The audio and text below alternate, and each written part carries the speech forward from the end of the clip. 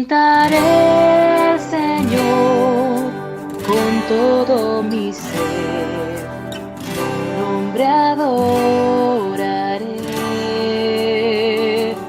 Cantaré sin parar, con mi ser, tu nombre adoraré.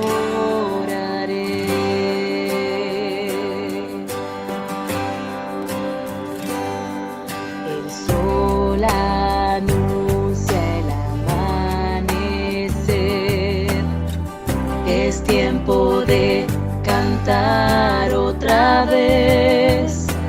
Pase lo que pase y con todo lo que venga, yo cantaré al atardecer.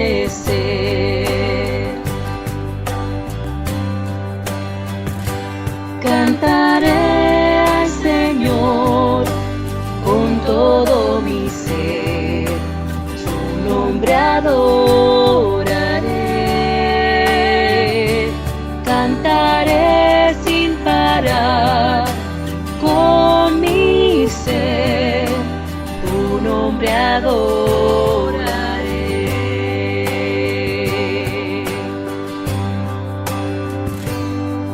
Eres amor y misericordia, grandioso y gentil, todo a la vez. Por todas tus bondades cantaré, 10,000 razones para adorar.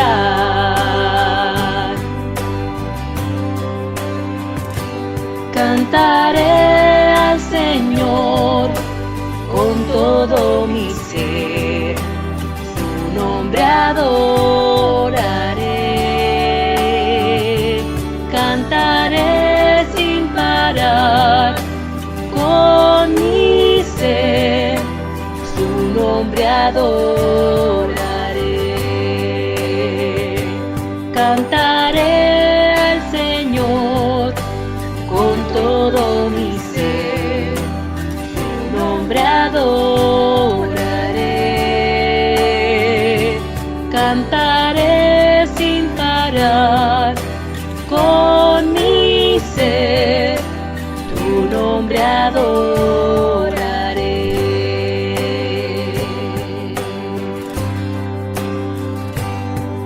Y en ese día, cuando el tiempo acabe y me abandonen las fuerzas al fin, aún mi alma agradecerá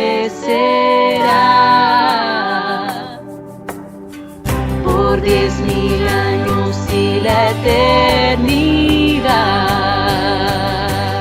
Cantaré al Señor con todo mi ser, su nombre adoraré. Cantaré sin parar, con mi ser, tu nombre adoraré. Tu nombre adoraré. Tu nombre adoraré.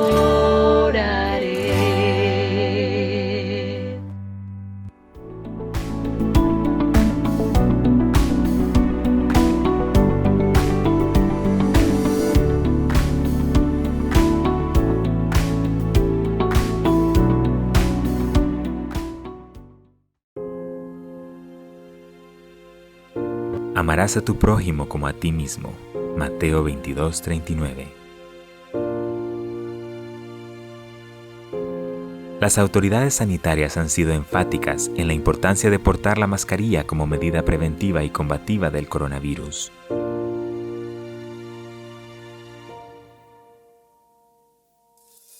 Las máscaras también pueden funcionar como una señal visual importante. Sirven como un recordatorio de que debemos tomar precauciones y que las personas debemos de guardar los 2 metros de distancia recomendados. Debería verse como una insignia de honor. Si uso una máscara en público, significa que estoy preocupado por ti. Estoy preocupado por mis vecinos. Estoy preocupado por los extraños en la posibilidad de que yo soy contagioso. Y quiero hacer mi parte para reducir el contagio. En esta serie exploraremos los principios que Dios enseña para cultivar una cultura de amor hacia nuestro prójimo e identificar los elementos que debemos eliminar para lograrlo. N95. Ámalos como a ti mismo. Julio 2020.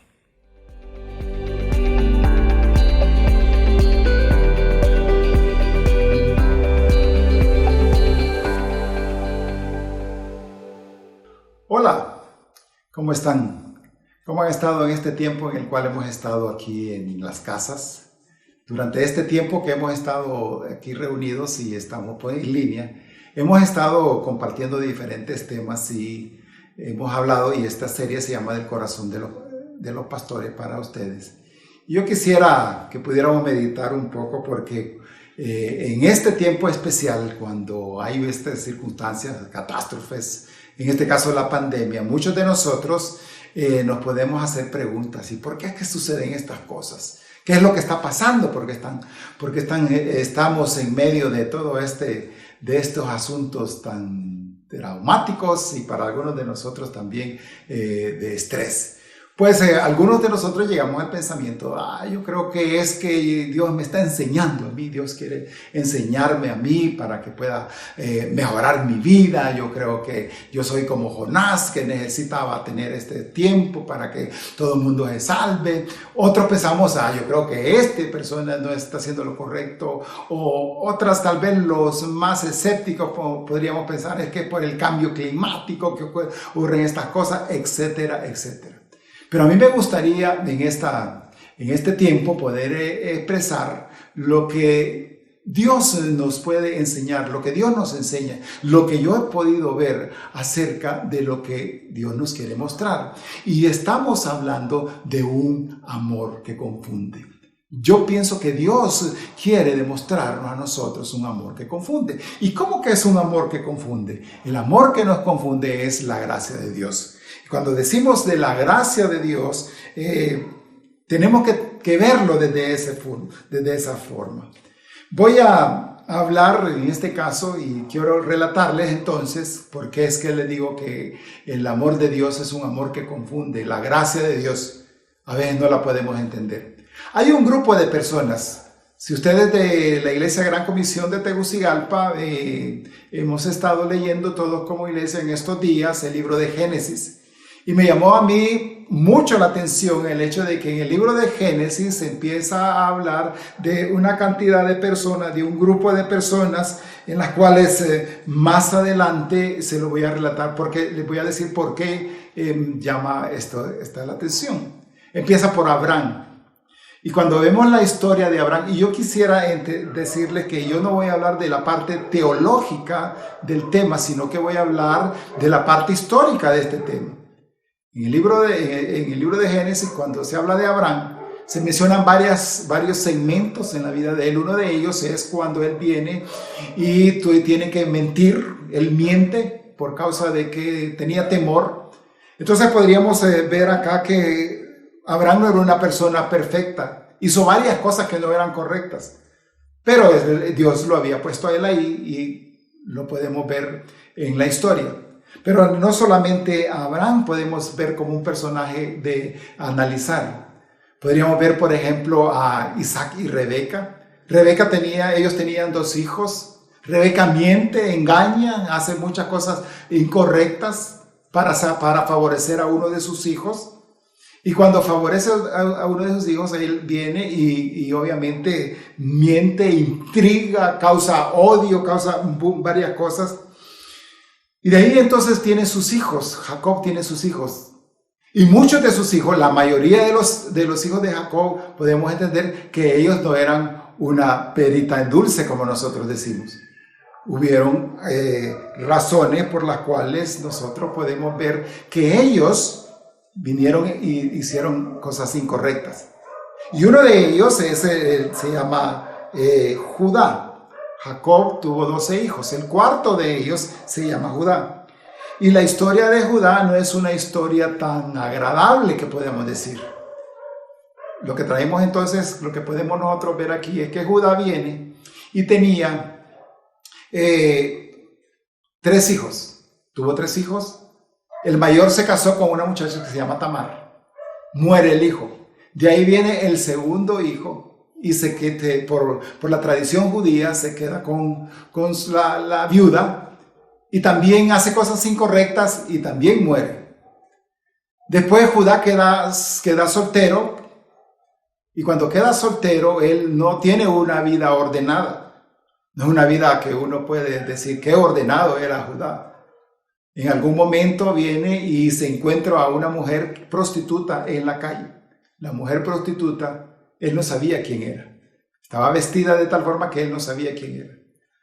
Y ella le ofrece los servicios y él se va con ella. Y cuando sucede eso, entonces, viene y le dice él, te voy a pagar con un cabrito. Así, me vas a pagar con un cabrito. Yo no quiero un cabrito, dijo ella. Mejor dame estas prendas tuyas. Y le da las prendas. Y entonces vienen y cuando le da las prendas, entonces dice, se acuestan y después Tamar queda embarazada. Y le van a avisar a Judá días después. Tu exnuera está embarazada. Y eso era un gran delito. Y dice Judá, pues que la maten. Y ahí mismo la mujer, cuando dijeron que le iban a matar, ella dijo, antes de que me mate, entréguele estas prendas porque el dueño de estas prendas es el papá del hijo que llevo en mi vientre.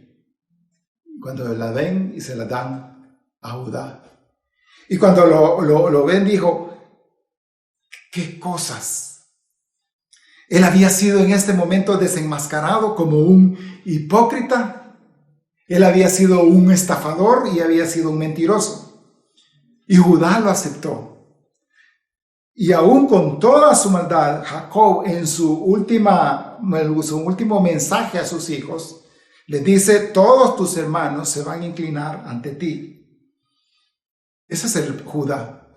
De Judá, de Tamar, viene y tiene sus hijos, del fruto de ese embarazo, Fares. Pero después hay otro personaje también en la Biblia que se llama Rahab. La etiqueta de Rahab siempre se ha señalado como Rahab la ramera, la prostituta. Difícilmente a algunos de nosotros nos gustaría que a una hermana de nosotros, que a una mamá de nosotros, que a una hija de nosotros le dijeran fulana la ramera. Sin embargo, Rahab fue así, una ramera. Y es una de las historias más nobles que nosotros podamos encontrar en la Biblia. Jericó, de donde era Rahab, era un pueblo enemigo de los israelitas. Los israelitas lo querían tomar porque era parte del plan de Dios para ellos. Y dos espías se van a Jericó. Y cuando llegan a Jericó, los espías entonces entran y donde se fueron a meter fue a la casa más pública que había, la de la prostituta. Y se dan cuenta los de Jericó que llegaron 2 espías y se van a preguntarle a ella si ella tenía esos espías. Y ella bien pudo escoger, porque además de ramera, tenía todos los demás pecados por imaginar, pero ella escoge lo mejor. ¿Qué es lo que ella escoge? Ella había escuchado del poder de Dios, del Dios de los israelitas, y ella decide poner su confianza en Él. Y le dice a los de Jericó, no, aquí no están los espías. Al final, ustedes pueden también y conocen la historia. De alguna manera, la historia de Rahab es la nuestra.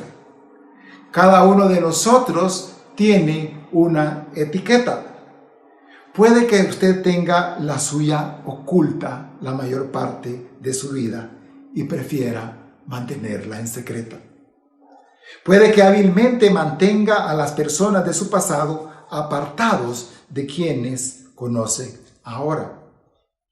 Puede que evite recordar con frecuencia el pecado, el pasado, porque sus recuerdos y su antigua etiqueta le avergüencen.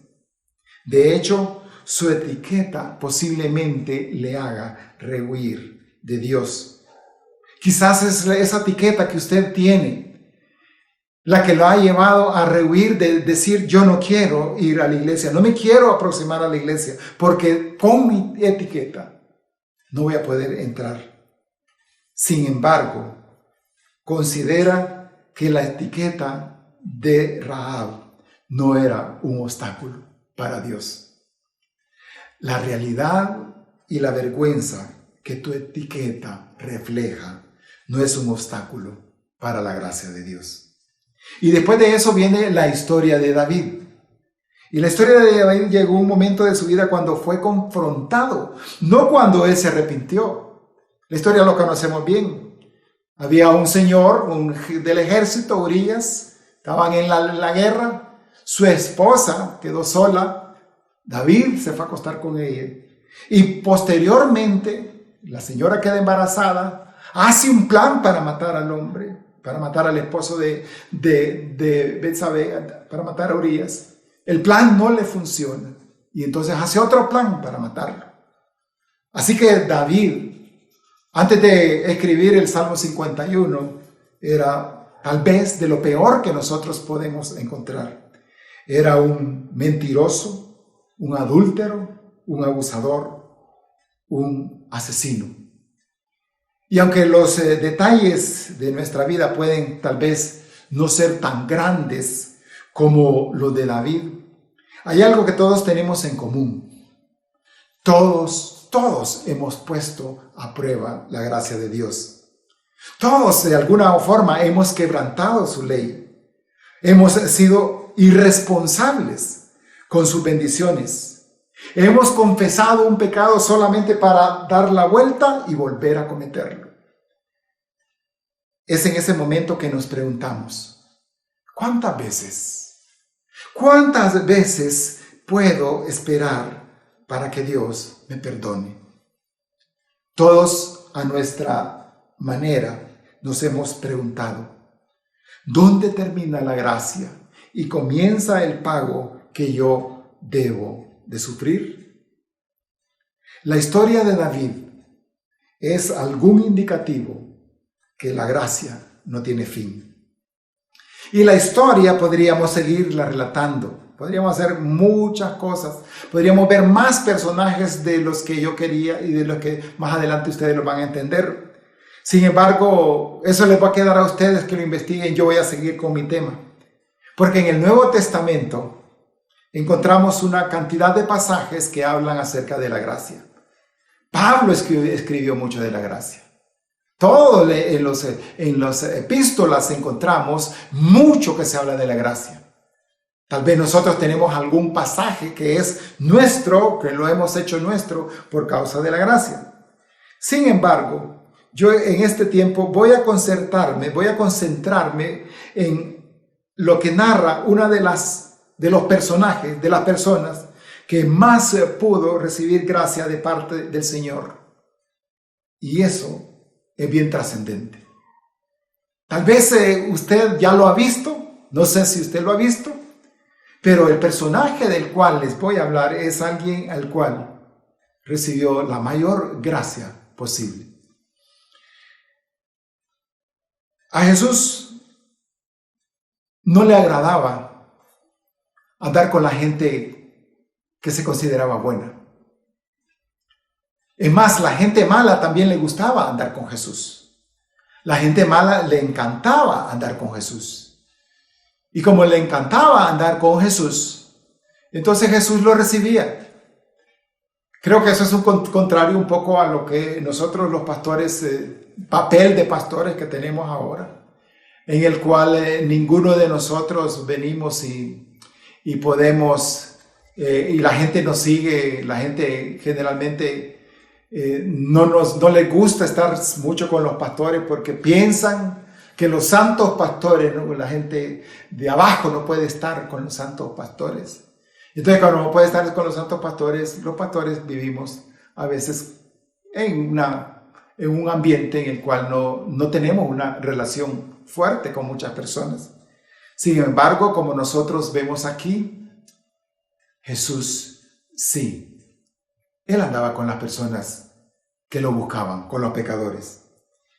Y hay un personaje, una vez va el Señor caminando, y como a Él le gustaba andar con la gente que no se consideraba buena, una vez va caminando con varias personas y cuando ve a un personaje, se llamaba Leví.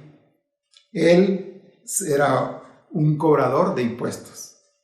En la Biblia vemos que a la par de los cobradores de impuestos, a un lado, a un extremo de cobradores de impuestos, por el otro lado estaban los fariseos. Los fariseos generalmente venían y decían, esos son pecadores. Pero ¿por qué los cobradores de impuestos eran personas, porque eran mal vistos?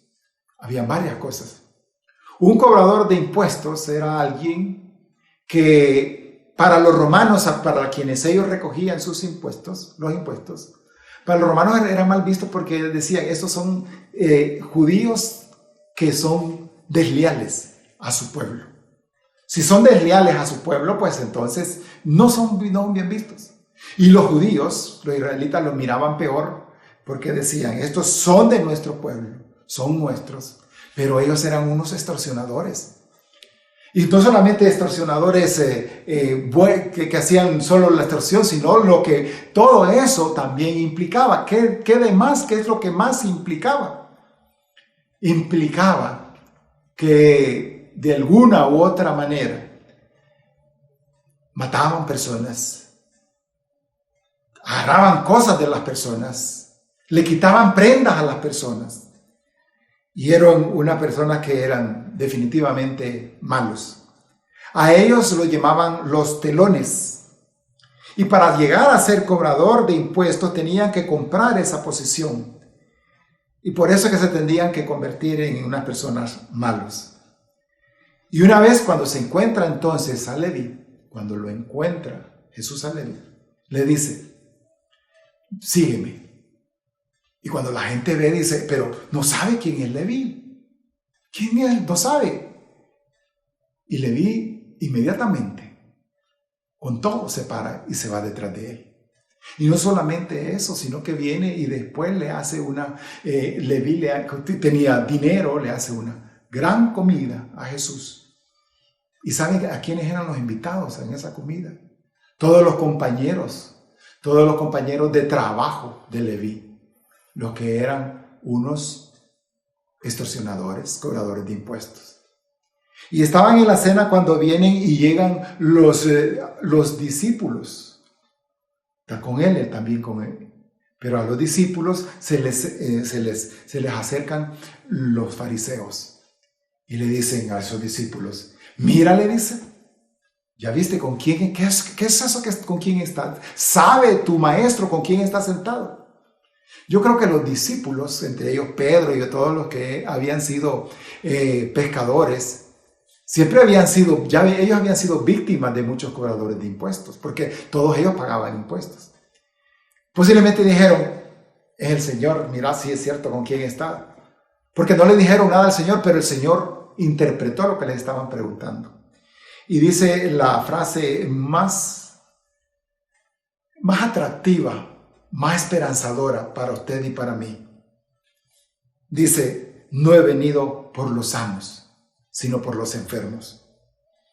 Ese Leví que después Jesucristo le cambia el nombre de Mateo, es el que había entonces experimentado la mayor gracia por parte de Dios. Había sido aceptado por Dios. Y no solamente había aceptado, sino que era un discípulo de Dios. Y no solamente eso, sino que Mateo escribe el primer evangelio que está narrado en la Biblia, en el Nuevo Testamento. Y cuando lo narra, por eso es que a veces es como interesante porque viene Mateo y empieza a hablar de la genealogía de Jesucristo. Sí, y yo me pongo a pensar, ¿sabe por qué lo hizo? Lo está haciendo Porque en la genealogía de Jesucristo nosotros podemos experimentar la historia de las personas que más gracia recibieron por parte de Dios. Y Mateo lo había recibido. Por eso él dice, yo recibí gracia. Yo soy el que más he recibido gracia. Y voy a empezar entonces a narrar la historia de la genealogía de Jesucristo. Y en Mateo 1, el 1 en adelante, dice lo siguiente: libro de la genealogía de Jesucristo, hijo de David, hijo de Abraham. Abraham engendró a Isaac, Isaac a Jacob, y Jacob a Judá y a sus hermanos. Judá engendró con Tamar a Fares y a Serach, Fares a Esrón y Esrón a Aram. Y Aram engendró a Aminadab a Nazón y Nazón a Salmón. Salmón engendró con Rahab a Booz, Booz engendró con Ruth a Obed y Obed a Yesé. Yesé engendró al rey David y con la que fue mujer de Urías, el rey David engendró a Salomón. Salomón engendró a Roboam, Roboam a Abías, etcétera, etcétera, etcétera. Pueden ustedes averiguar más adelante. Miremos aquí la historia. Y empieza, dice, el primero Abraham. Ya sabemos cómo fue Abraham. Pero después dice, a Jacob. Y de Jacob, tenía 12 hijos Jacob, dice, escogió a Judá. Pero usted se acuerda que Jacob tenía un hijo que era bien bueno. ¿Se acuerda de José? José era buenísimo. Cuando todos nosotros lo ponemos de ejemplo, como fue José. La lógica humana, la lógica de nosotros que se nos olvida la gracia es, ¿y por qué no dijo que de José iba a salir la genealogía de Jesucristo? ¿Por qué de Judá? Y para recalcarlo más dice, y de Judá engendró con Tamar, con la que era prostituta, con la que sirvió de prostituta, a Fares. Y después dice, con Fares, etcétera, etcétera. Y después dice, de Yesé engendró al rey David, en el verso 6. Y con la que fue mujer de Urías, el rey David engendró a Salomón. Interesante es que dice aquí, bien pudo decir, y con David engendró a Salomón. O con David, con Betsabé, o con quien sea, él vino y engendró a Salomón. Sin embargo, para recalcar la gracia de Dios sobre David, dice, y de David, con la que fue mujer de Urías.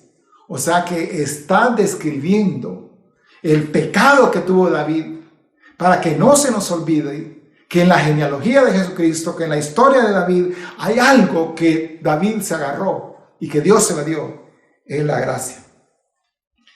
Hay cosas, por eso aquí en todo esto vemos cosas muy curiosas en esta genealogía. Por eso pensamos nosotros, yo creo que hay personas que no deberían de estar, pensamos, debería de estar José, debería de estar otro hijo de David, de un matrimonio, en el que está Salomón. Y está también la historia de Rahab. Y yo entonces llegué a la conclusión, con todo esto, yo llego a la conclusión, que no importa la clase de pecado, que no importa la clase de reputación, que no importa la clase de comportamiento, que no importa la clase de fama que tengas, Dios derrama sobre nosotros su gracia para que entendamos que no es por nuestras obras o nuestro comportamiento que Dios nos puede usar, sino por la gracia derramada en nuestras vidas. Es más, ahora nosotros sabemos que en el lugar que estemos y lo que estemos logrando es solamente por su gracia, por ese amor que confunde, porque humanamente nos cuesta poder entender. Y todos nosotros hemos sido beneficiados con la gracia. Hace un tiempo, cuando recién yo confié en Jesucristo, era de meses, cometí un error.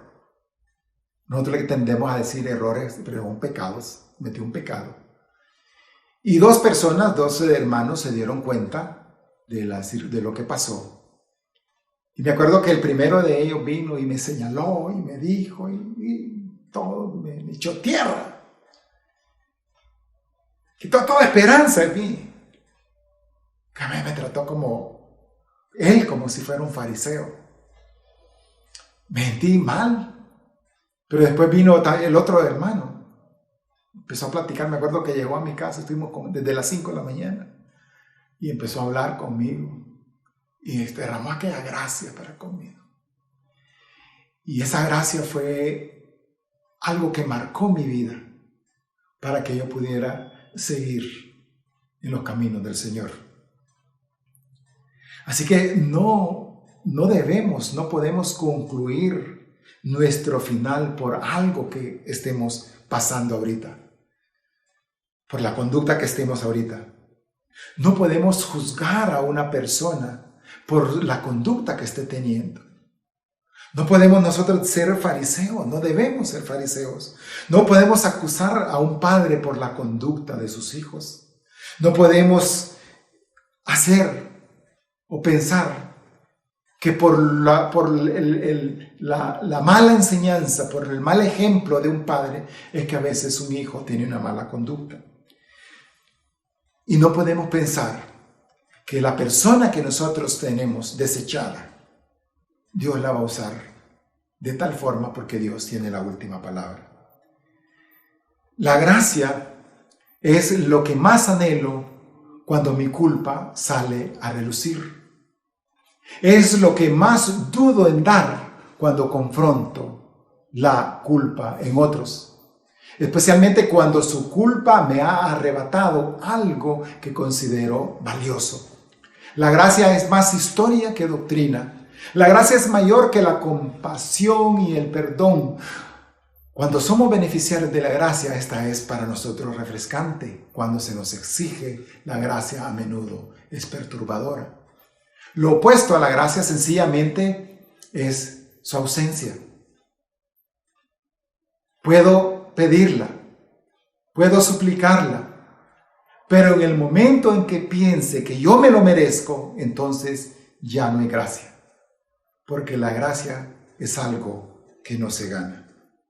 De aquí entonces nosotros podemos deducir tres cosas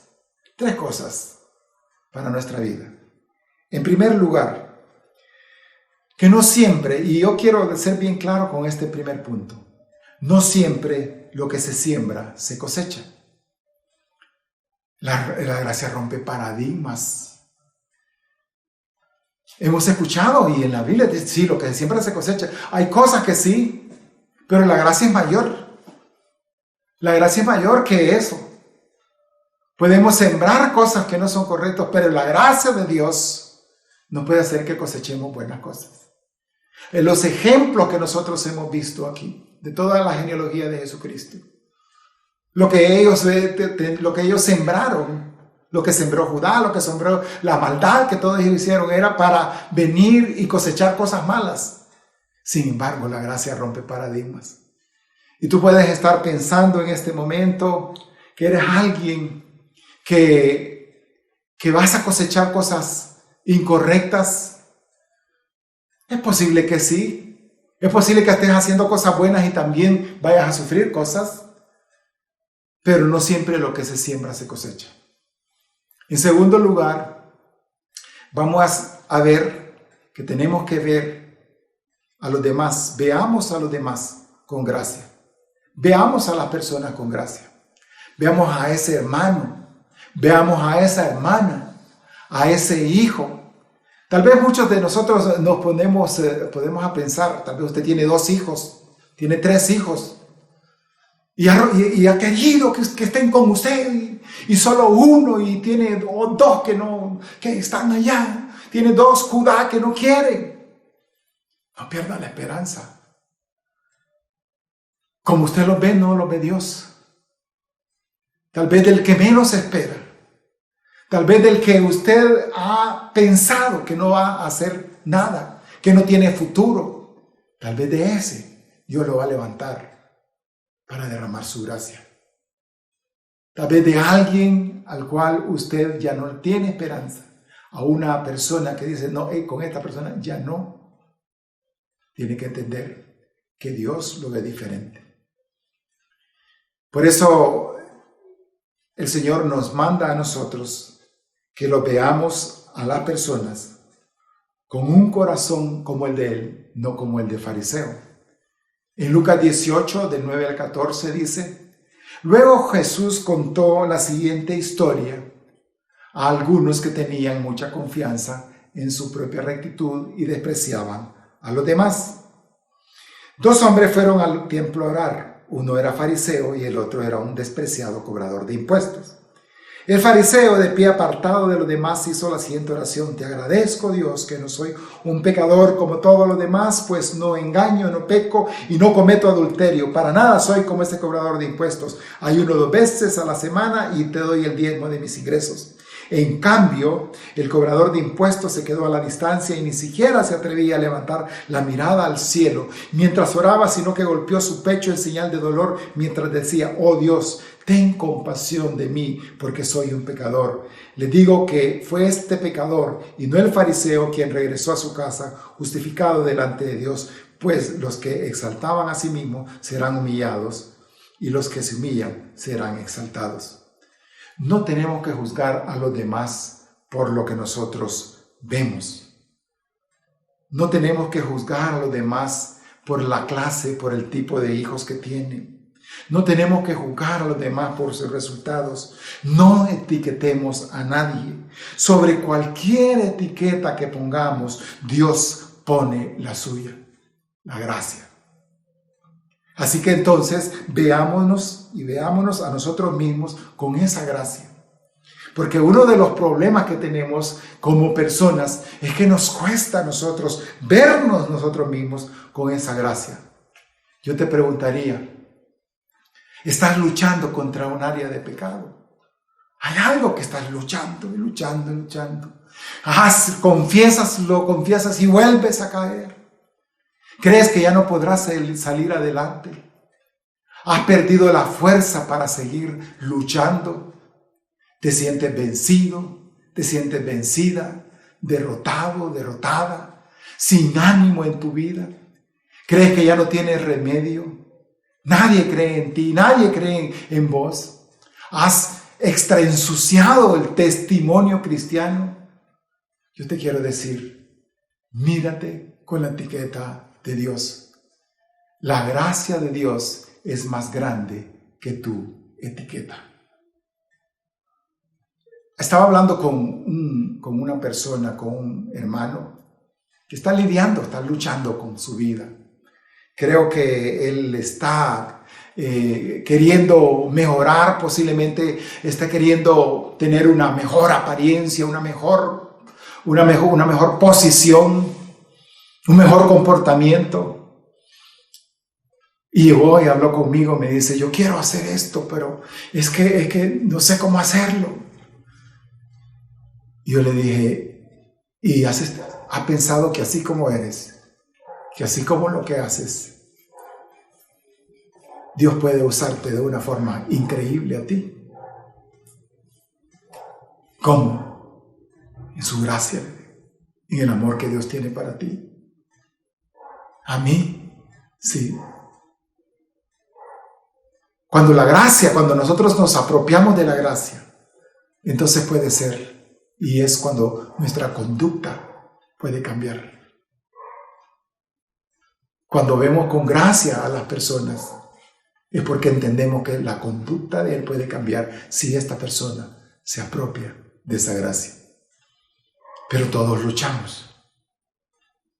Todos somos y tenemos los pies de barro.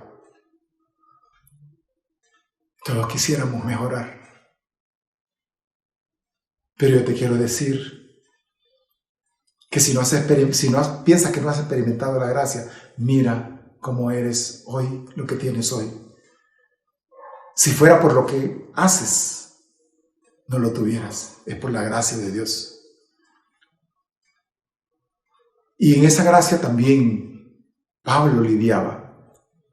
Hay un pasaje que está en 2 Corintios 12, del 7 al 10, que dice Pablo rogándole a Dios. Dice, y para que no me exaltara demasiado por la grandeza de las revelaciones, se me clavó un aguijón en el cuerpo, un mensajero de Satanás, para que me abofetee y no deje que yo me enaltezca. Y 3 veces le he rogado al Señor que me lo quite. 3 veces le he rogado al Señor que me lo quite, pero Él me ha dicho, con mi gracia tienes más que suficiente, porque mi poder se perfecciona en la debilidad. Por eso, con mucho gusto, habré de jactarme en mis debilidades, para que el poder de Cristo repose en mí. Hay algunas personas que piensan que, en este caso Pablo, queriendo justificar teológicamente a Pablo, que puede ser una enfermedad. Yo creo que por una enfermedad Pablo no le iba a pedir a Dios. Él sabía que era algo de su corazón. Era algo que estaba lidiando. Y dice, esta debilidad 3 veces le he pedido a Dios que me la quite. Y Dios no le dijo, te la voy a quitar. Sino que le dice, bástate mi gracia, porque mi poder se perfecciona en la debilidad. Entre más dependemos de la gracia de Dios, más el poder de Dios se perfecciona en nosotros. Mientras más descansamos en la etiqueta que Dios nos da, que es su gracia, más podemos salir adelante. Bien, el evangelio el primer evangelio del Nuevo Testamento, yo creo que lo pude escribir también. ¿Se acuerdan de Juan? Juan fue buena gente, un buen hermano. Empezó con un buen escrito. Sin embargo, lo escribió el que recibió más gracia, el más pecador, el más dañino, el más conflictivo. Y si Dios usó esta gran cantidad de personas imperfectas, toda la genealogía de Jesucristo, a Mateo y todos los demás, su gracia te dice que no hay ningún obstáculo para que pueda usarte a ti también. Que Dios te siga usando, que Dios te use, que Dios te guarde, que su gracia sea tu etiqueta para su gloria. Que Dios lo guarde.